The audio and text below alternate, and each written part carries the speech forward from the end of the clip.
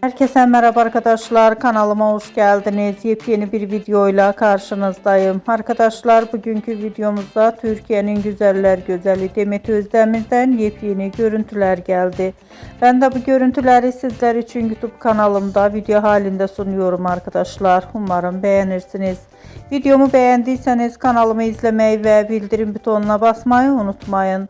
Şimdilik benden bu kadar olsun. Yeni videomuzda görüşmek üzere. Hoşça kalın.